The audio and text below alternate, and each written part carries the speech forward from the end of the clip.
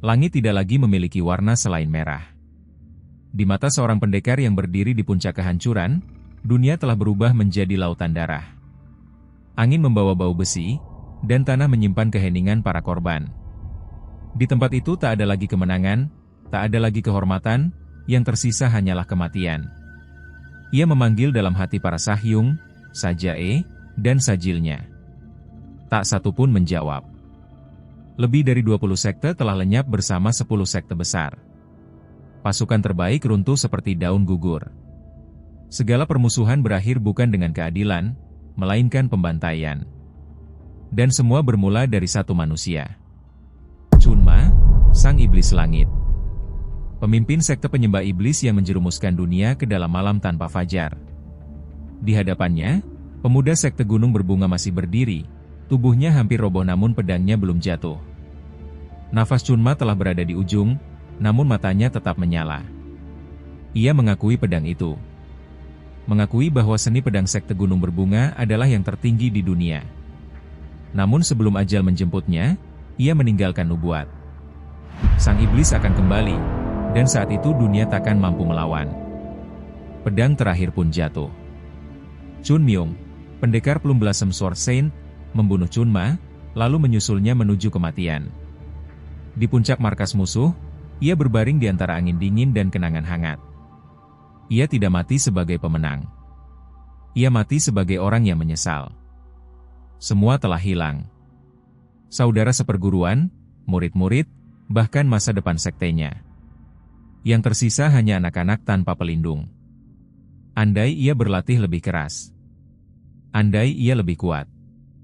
Mungkin satu nyawa saja bisa diselamatkan. Kesadarannya tenggelam perlahan, seperti bunga plum yang gugur sebelum musimnya. Namun kematian bukanlah akhir.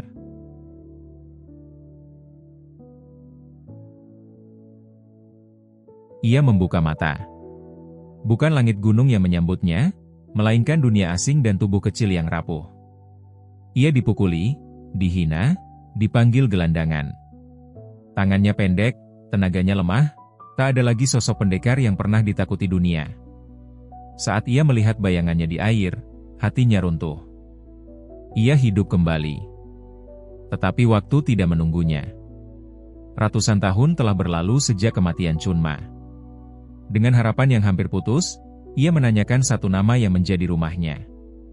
Sekte Gunung Berbunga. Orang-orang hanya menatapnya dengan bingung.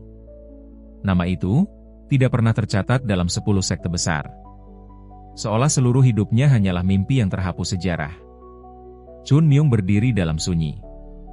Ia mengalahkan iblis demi dunia. Namun dunia melupakan segalanya tentangnya. Dan untuk pertama kalinya, sang pendekar yang pernah menyelamatkan dunia merasakan sesuatu yang lebih dingin dari kematian. Kesepian.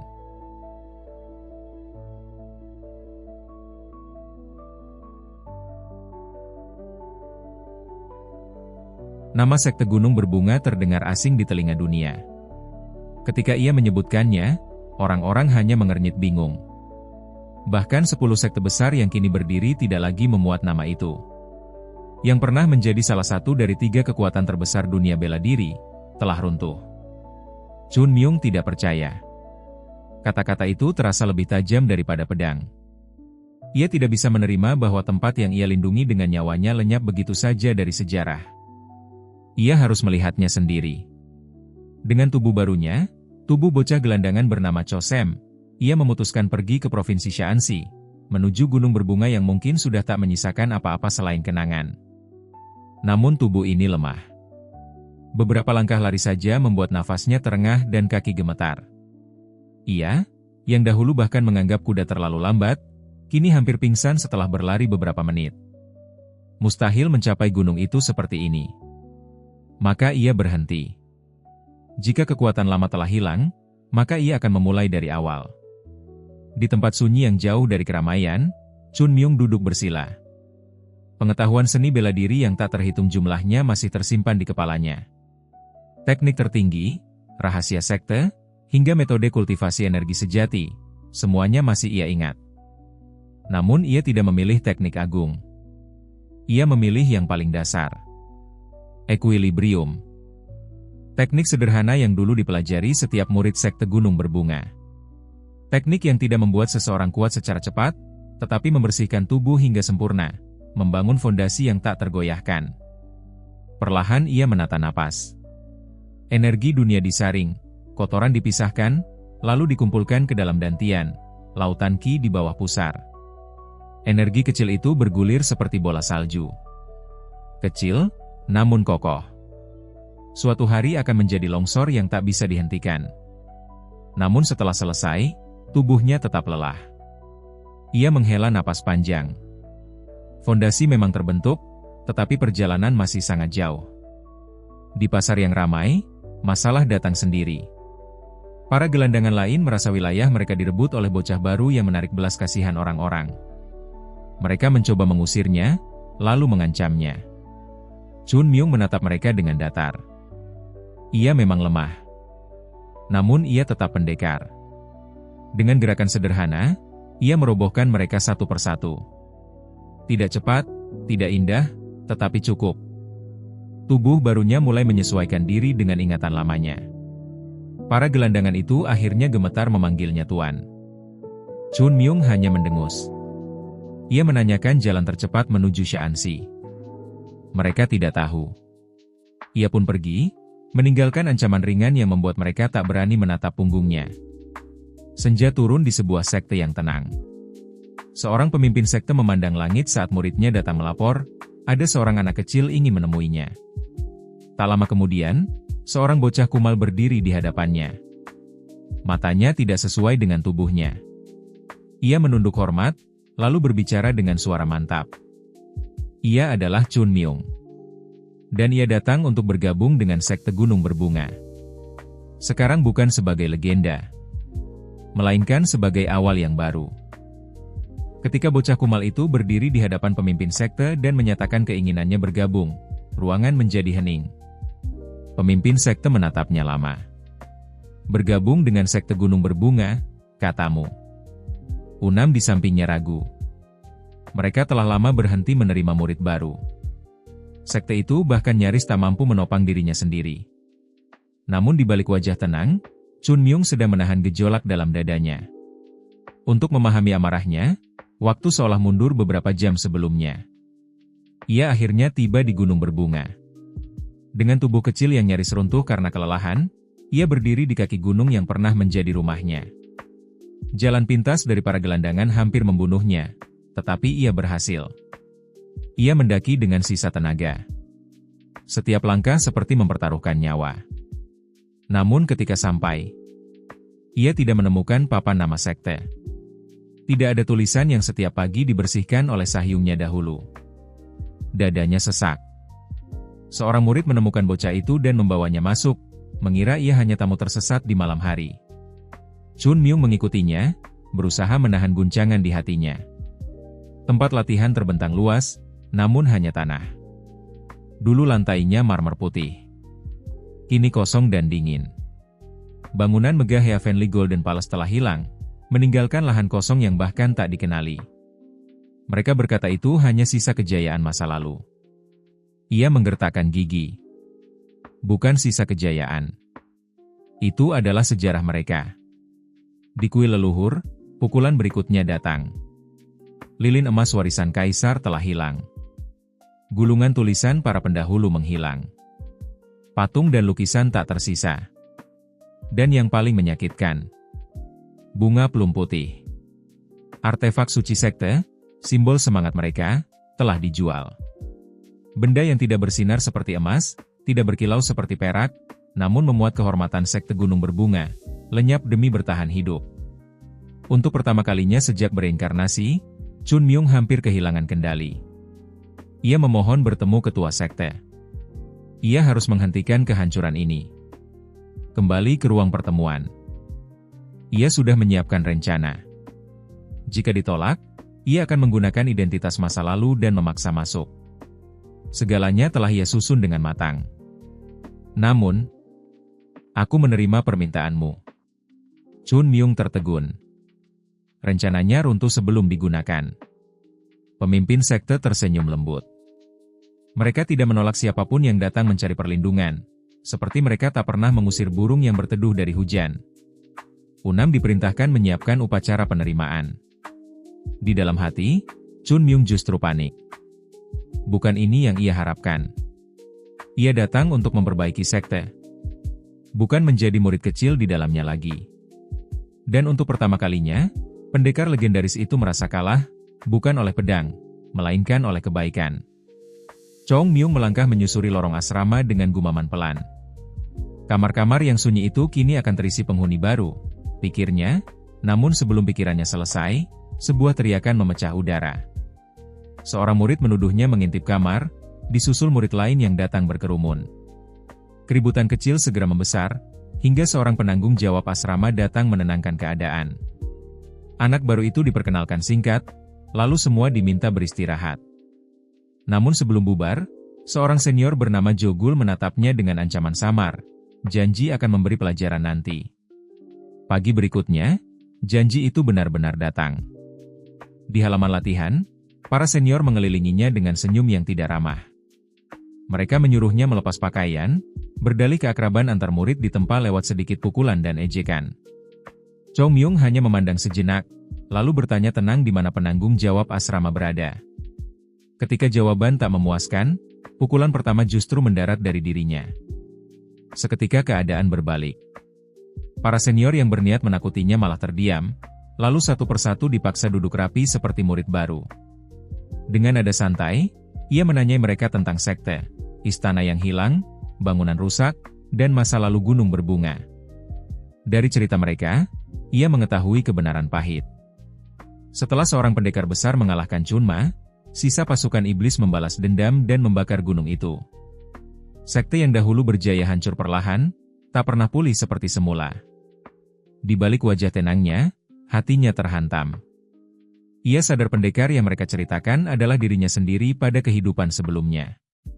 Kejatuhan sekte ternyata berawal dari kemenangannya. Ingatan lama pun melintas, perdebatan tentang teknik pedang yang ia anggap lemah, keputusan ceroboh menyingkirkan warisan, dan caranya mendidik murid dengan kekerasan. Kenangan itu terasa seperti luka yang baru terbuka.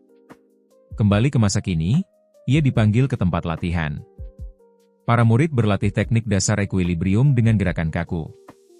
Bagi Chong Myung, itu seperti membaca kitab rumit sebelum mengenal huruf. Mereka diajari jalan panjang yang tak membawa kemajuan. Langit biru terbentang di atas halaman latihan, kosong seperti masa depan sekte. Saat ia bertanya teknik lanjutan, jawabannya justru membuatnya tercengang. Mereka mempelajari Tai Flu Mok sebagai teknik suci, sementara teknik dasar sejati telah dilupakan. Malamnya, ia memanggil para senior diam-diam. Pukul 5 pagi mereka harus berkumpul, dan beberapa barang aneh harus disiapkan. Tanpa mereka sadari, rencana baru sedang lahir. Gunung berbunga tak lagi punya harta, teknik hebat, ataupun murid berbakat. Namun satu hal masih bisa diubah, orang-orangnya. Jika perjalanan 1000 mil dimulai dari satu langkah, maka langkah pertamanya adalah mereka. Para murid biasa yang bahkan tidak menyadari betapa jauh mereka tertinggal. Keesokan paginya, para senior bangun dengan wajah letih setelah latihan rahasia sepanjang malam. Sementara itu, pengajar senior datang dengan curiga, mengira mereka masih tertidur setelah upacara penerimaan. Ia justru menemukan pemandangan kacau, murid-murid tergeletak kelelahan di tanah latihan. Di tengah mereka, satu sosok masih bergerak tanpa henti. Chong Myung terus mengayunkan tubuhnya dalam latihan berulang, hitungan yang melampaui puluhan ribu, seakan ingin menebus masa lalu dengan setiap gerakan. Sasuk besar menatap bocah itu dengan alis berkerut. Tubuh kecil Chong Myung tampak hampir roboh, kakinya gemetar hebat seolah akan runtuh kapan saja. Perintah pun meluncur cepat agar seseorang membawakan minuman. Namun setelah meneguk air, anak itu justru menjawab santai. Ia berkata tidak terjadi apa-apa, hanya latihan pagi yang sedikit terlalu bersemangat. Para murid kelas 3 mengangguk kaku, meski wajah mereka jelas menyimpan ketakutan. Sosok besar menyipitkan mata. Mereka menyebut diri murid sekte Gunung Berbunga, namun justru gentar pada seorang pendatang baru. Ada sesuatu yang janggal. Teguran pun dilontarkan, menyinggung aturan asrama yang melarang pengorbanan waktu tidur. Tak disangka, Chong Myung langsung menurut. Keheningan aneh jatuh. Sosok besar sempat kebingungan. Jika ia menekan lebih jauh, justru dirinya yang akan terlihat bodoh, mengajar murid yang sudah dipaksa berlatih oleh anak baru. Saat itulah Chong Myung meminta waktu. 1 bulan. Ia berbicara dengan tenang, menyatakan bahwa para sahyungnya berlatih dengan tekad tulus tanpa satupun keluhan. Para murid buru-buru mengiyakan, meski dalam hati mereka tahu tak ada yang berani mengeluh di hadapannya. Tatapan sosok besar berubah. Anak ini aneh. Ia mampu mengendalikan murid kelas 3 sepenuhnya, namun tidak menyalahgunakan kendali itu. Ia justru memakainya untuk memaksa mereka berlatih. Ketika ditanya alasannya, Chong Myung menjawab sederhana, kekuatan bisa dipercepat dengan usaha lebih, dan menghormati senior adalah hal yang paling penting. Jawaban itu terlalu rapi. Namun pada akhirnya, izin pun diberikan. Para murid sempat hampir menangis memanggil sosok besar, tetapi Chong Myung sudah lebih dulu merangkul mereka dengan senyum yang terlalu ramah untuk ditolak. Jeritan pun menggema dari asrama. Beberapa hari berlalu. Dantian Chong Myung masih kecil dan lemah, tetapi mulai terbentuk dengan jelas. Sementara itu, ia mengamati keadaan sekte dengan mata tajam. Kesimpulannya suram. Asrama White Plum Blossom hanyalah bangunan darurat. Hubungan master dan murid kacau. Pemimpin sekte dan garis keturunan UN, lemah. Jauh lebih lemah dibanding sekte Gunung Berbunga 100 tahun lalu. Bahkan banyak murid kelas 3 bergabung hanya demi koneksi sosial. Namun Chong Myung tidak gentar. Selama ia ada di sini, kebangkitan sekte bukan mimpi kosong. Di ruang makan, keluhan mulai bermunculan. Jogul dan yang lain mengeluh mereka bahkan tak bisa memegang sumpit setelah latihan brutal beberapa hari terakhir. Tetapi ketika mereka mendorong Jogul untuk protes, senior itu justru menolak. Jika mereka keberatan, mereka harus mengatakannya sendiri. Tak lama kemudian, Jogul mendekati Jongyeon dan mengajukan pertanyaan yang lebih dalam. Apa pendapatnya tentang sekte Gunung Berbunga? Percakapan itu membuka sesuatu. Jogul mengakui bahwa dulu ia mengira sekte ini sudah tamat. Namun setelah melihat kegigihan Chong Myung, pikirannya berubah. Untuk pertama kalinya, ia ingin benar-benar berusaha, bahkan bermimpi menjadi master yang memimpin dunia. Perubahan kecil mulai berakar. Chong Myung hanya tersenyum tipis. Satu persatu bidak mulai bergerak. Namun sebelum rencananya melangkah lebih jauh, keributan meledak di gerbang sekte. Teriakan kasar menggema, menuntut pemimpin sekte keluar. Orang-orang memaksa masuk, mendorong para penjaga dengan kasar. Suasana damai gunung seketika pecah. Chong Myung menajamkan pandangan. Membayar kembali? Sebuah dugaan buruk muncul di benaknya. Jangan-jangan sekte Gunung Berbunga sedang terlilit utang. Malam di Gunung Berbunga pecah oleh teriakan kasar. Orang-orang berdiri di depan gerbang sekte, memanggil dengan nada menekan, menuntut pemimpin sekte keluar dari persembunyian. Suara mereka menggema di lereng gunung seperti badai yang mencari celah. Ketika pemimpin sekte akhirnya muncul, suasana mendadak berubah. Ada ketenangan tipis dalam setiap langkahnya. Tenang, namun rapuh bagi mata yang jeli. Pemilik pavilion Kong datang secara pribadi. Ia tertawa ringan, seolah kedatangannya hanyalah urusan kecil, tetapi kata-katanya membawa beban yang berat. Tanggal pembayaran telah lama lewat. Mereka mengaku sudah berkali-kali memaklumi keadaan sekte Gunung Berbunga. Namun kesabaran pun ada batasnya. 7 hari. Jika dalam 7 hari utang itu tidak dilunasi, kuil sekte Gunung Berbunga akan disita. Ancaman itu jatuh seperti palu. Keesokan harinya, kegelisahan masih menggantung. Chong Myung mencerna informasi dengan cepat. Para pedagang itu berasal dari Hua UM, desa tepat di bawah gunung.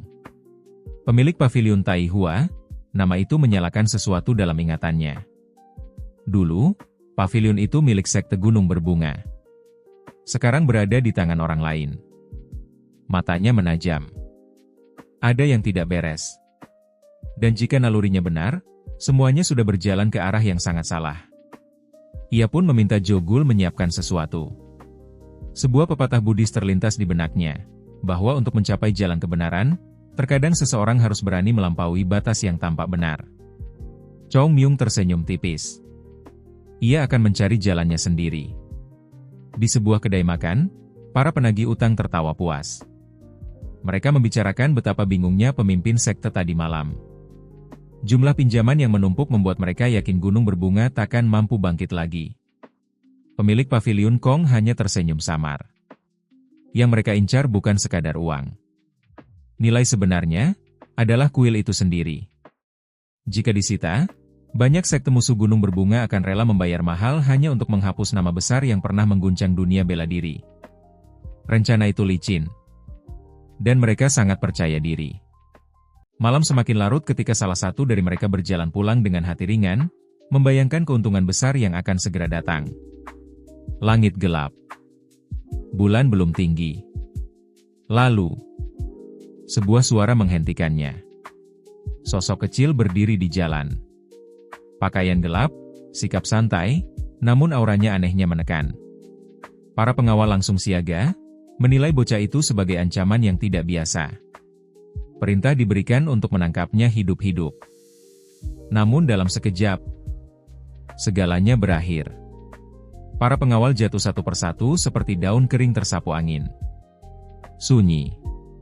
Chong Myung menghela napas pendek, seolah sedikit kecewa pada dirinya sendiri karena terlalu keras. Ia melangkah mendekat. Nada suaranya tetap ringan, hampir ramah, tetapi dinginnya menusuk tulang. Ia akan mengajukan pertanyaan sekali lagi. Dan kali ini, lebih baik orang itu menjawab dengan benar. Wajah pria itu lebam ketika akhirnya ia bercerita. Kata-katanya masih terpeleset, membuat Chong Myung mengernyit kesal dan menyuruhnya berbicara dengan benar. Ancaman itu cukup, suara pria itu langsung menjadi jauh lebih jelas. Lebih dari 100.000 nyang. Jumlah itu terdengar semakin tidak masuk akal setiap kali diulang. Chong Myung menatapnya datar, lalu menghela napas pendek. Bahkan jika seluruh harta pria itu dijual habis, hingga pakaian terakhirnya, jumlahnya tak akan mendekati 10.000. Namun penjelasannya sederhana. Bunga. Bunga yang terus menumpuk dari pinjaman berbunga tinggi, menggulung seperti bola salju yang tak terkendali. Tatapan Chong Myung mengeras. Itu bukan sesuatu yang bisa dibanggakan. Percakapan berlanjut, dan satu nama membuat udara mendadak dingin. Toko kain Hua Uem. Menurut pria itu, keluarganya telah memiliki toko tersebut selama beberapa generasi. Namun bagi Chong Myung, klaim itu terdengar seperti lelucon buruk. Dulu, seluruh bisnis utama di Hua Uem adalah milik sekte gunung berbunga. Provinsi itu bahkan berkembang berkat mereka. Pukulan mendarat sebelum pria itu sempat selesai berbicara. Teriakan marah menyusul, lalu seorang pengawal melangkah maju memperkenalkan diri dengan Jung Bin. Aura pria itu jelas lebih berat. Dalam kekuatan murni, tenaga dalam, fisik, kecepatan, ia memang berada di atas tubuh Chong Myung yang sekarang. Namun Chong Myung tidak gentar. Kekuatan mentah bukan segalanya dalam pertarungan. Pengalaman, itulah senjata yang ia bawa dari kehidupan sebelumnya. Jika kekuatan kurang, maka ia akan meminjamnya dari lawan. Pertarungan berakhir cepat. Terlalu cepat. Chong Myung baru menyadari sesuatu setelahnya, ia hampir saja memperlihatkan terlalu banyak. Kelopak bunga plum sempat terlepas dalam gerak pedangnya. Berbahaya. Namun reaksi Jung Bin justru melenceng dari dugaan. Ia mengira teknik itu berasal dari sekte tepi selatan. Chong Myung menahan senyum. Kesalahpahaman yang sangat menguntungkan. Ia mengiyakan dengan santai. Ketegangan pun runtuh seketika. Kembali di asrama, para murid sudah menunggu dengan gelisah. Mereka mencoba tampak tenang, tetapi kekhawatiran jelas terlihat. Chong Myung hanya menjawab ringan, tidak banyak yang terjadi, dan ia bahkan mendapat sesuatu dari luar. Meski begitu, ada ganjalan kecil di hatinya. Teknik pedang belas semplung telah lama hilang dari ingatan dunia. Bahkan orang yang seharusnya mengenali pun tidak lagi menghubungkannya dengan sekte gunung berbunga. Seberapa jauh sekte ini telah jatuh? Ia segera mengalihkan pembicaraan. Latihan tidak boleh berhenti. Hujan, salju, atau angin, mulai hari itu, tidak akan ada satu hari pun tanpa latihan. Bahkan jika sekte gunung berbunga runtuh sepenuhnya, mereka tetap akan berlatih. Semangat para murid langsung tersulut. Namun hari itu, Chong Myung sendiri memilih mundur dari sesi. Ada urusan yang harus ia selesaikan. Di kamarnya yang sunyi, pikirannya mulai bekerja cepat. Masalah utama kini jelas. Perwakilan lama telah mengambil alih bisnis sekte. Buku-buku keuangan, bukti kepemilikan, telah dibakar habis saat gunung berbunga diserang dulu. Tanpa bukti, mereka tak punya alasan untuk menolak utang. Ia sempat mempertimbangkan jalan paling sederhana, menghajar para pedagang sampai menyerah. Namun ia segera menepisnya. Jika ia melakukan itu, dunia hanya akan melihat sekte gunung berbunga sebagai sekte yang memanfaatkan anak kecil untuk kekerasan. Tidak. Ia membutuhkan sesuatu yang lebih bersih. Alasan dan bukti. Ingatan lama perlahan bangkit. Sahyung Jang Muen pernah menyembunyikan buku-buku tertentu setiap kali ia masuk ruangan. Saat itu Chong Myung tidak terlalu peduli. Sekarang, potongan-potongan itu mulai menyatu. Mustahil sekte sebesar gunung berbunga hanya memiliki beberapa buku. Harus ada tempat lain. Tempat penyimpanan rahasia. Tempat yang hanya bisa diakses pemimpin sekte. Mata Chong Myung tiba-tiba berbinar. Perbukitan di belakang kediaman pemimpin sekte. Jika gudang itu dibangun di bawah tanah sana, tidak akan mudah ditemukan siapapun. Senyum tipis terangkat di wajahnya. Perburuan harta karun yang sesungguhnya, baru saja akan dimulai. Maafkan aku, Sahyung. Jika memang perlu, aku akan membongkar tempat persembunyianmu. Demi menyelamatkan sekte gunung berbunga. Dan kali ini, ia berniat menang. Chong Myung memulai pencariannya di balik perbukitan gunung berbunga. Awalnya tampak seperti bukit kecil, tetapi semakin ia menjelajah, semakin terasa seperti gunung yang tak ada habisnya. Nafasnya mulai memburu, tubuh mudanya memprotes keras, namun ia tetap memaksa energi tipisnya menyusup ke dalam tanah. Jika ada rongga besar di bawah sana, maka itulah yang ia cari. Namun waktu berlalu. Dan tubuhnya semakin mendekati batas. Ia hampir menyerah, hingga akhirnya sesuatu terasa. Sebuah kekosongan. Mata Chong Myung langsung menyala. Ia menggali tanpa ragu, tanah beterbangan di sekelilingnya sampai akhirnya, sebuah lorong tersembunyi muncul di hadapannya. Ia menemukannya. Namun langkahnya terhenti.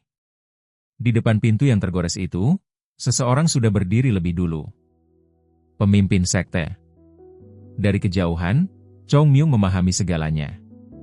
Pria itu tahu tentang tempat ini. Ia tahu, tetapi tidak mampu berbuat apa-apa. Kejatuhan sekte gunung berbunga, kemunduran seni bela diri, kekayaan yang terus mengering, semuanya telah menekan pundaknya terlalu lama. Dan sebagai pemimpin sekte, ia tidak pernah menunjukkan beban itu kepada siapapun. Ia menanggungnya sendirian. Untuk pertama kalinya, tatapan Chong Myung melembut. Ini memang kesalahannya di masa lalu. Namun, belum terlambat. Perhatiannya kembali ke pintu. Begitu ia mencoba mendorong dengan energi, kekuatannya justru terpental balik. Logam abadi. Pintu itu setebal 1 kaki, terbuat dari logam legendaris yang bahkan lebih mahal dari emas. Bahkan master terkuat pun hanya mampu menggoresnya sedikit. Tak heran pemimpin sekte tidak mencoba membukanya. Masalahnya sekarang, bahkan Chong Myung juga tidak bisa membukanya. Namun jika Sahyungnya dulu bisa masuk, berarti pasti ada cara. Dan kemudian ia melihatnya. Pola di dinding. Bukan ukiran biasa, melainkan bekas pedang. Matanya menyipit tajam. 24 gerakan plum blossom. Teknik pedang daun bambu. Equilibrium. Semua tersusun seperti sandi yang menunggu untuk Agno Woodging. Pemahaman itu datang seketika. Ini adalah kunci. Namun kesadaran berikutnya membuat wajahnya menegang. Tubuhnya sekarang terlalu lemah. Jika ini dirinya yang dulu, semua teknik itu bisa dilakukan dalam 1 tarikan napas. Tetapi sekarang, bahkan mengalirkan tenaga dalam ke pedang saja terasa seperti memeras tubuh kosong. Hanya ada 1 cara. ki sejati bawaan. Tenaga hidup itu sendiri. Chong Myung mengertakkan gigi. Ia sangat tidak ingin menggunakannya. Konsekuensinya terlalu jelas. Namun ia tidak punya pilihan. Hanya satu kesempatan. Gerakan pertama dimulai. Ekuilibrium mengalir. Lalu berganti ke pedang daun bambu. Tubuh kecil itu bergetar hebat, ototnya menjerit protes, namun ia memaksa terus bergerak tanpa jeda. Keringat membasahi seluruh tubuhnya, napasnya terputus-putus, tetapi matanya tetap menyala. Dari daun bambu, menuju 24 gerakan Plum Blossom. Tidak boleh berhenti. Ia adalah Plum Blossom Sword Saint. Dan ia tidak akan gagal di sini. Saat gerakan terakhir selesai, dunia terasa berputar. Sesaat sunyi. Lalu, pintu itu terbuka. Chong Myung hampir roboh di tempat. Napasnya kacau, tubuhnya terasa kosong hingga ke tulang. Ia tertawa lemah dalam hati. Sepertinya kali ini ia tidak akan bangun selama 2 bulan. Menyelamatkan sekte gunung berbunga, benar-benar pekerjaan yang menyiksa. Namun meski tubuhnya nyaris menyerah, tatapannya tetap tajam ke dalam lorong gelap. Saatnya melihat apa yang sebenarnya disembunyikan oleh Sahyu.